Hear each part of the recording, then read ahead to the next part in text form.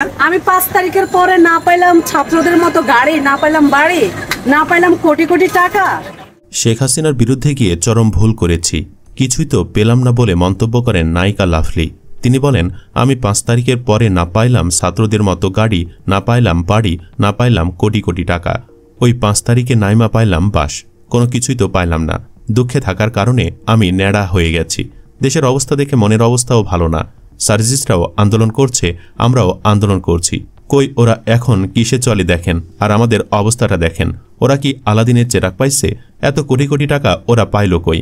আমি নাম বলবো না। এক চা বিক্রেতা বলে, সার্জিস আমার কাছ থেকে পানি নিচ্ছে কিন্তু টাকা ছিল না।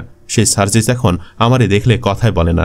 এখন তার অনেক টাকা পয়সা আছে, তাই সে অতীত ভুলে যাচ্ছে। আন্দোলনকারী সমন্বয়কদের এখন অনেকের টাকা, বাড়ি, গাড়ি হয়ে গেছে, অথচ আমাদের কিছুই হয়নি। যেমন ছিলাম তেমনই আছি।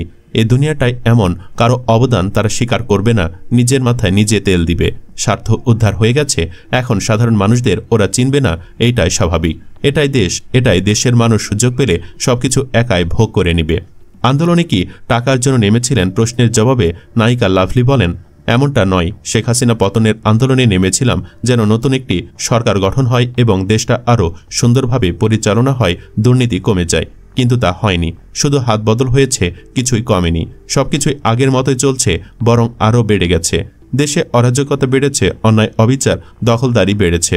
সমন্বয়ক নামধারীরা কি এসবের তদারকি করেছে যে দেশের এখন কি অবস্থা, নাকি নিজেদের পকেট ভারী করা নিয়েই ব্যস্ত?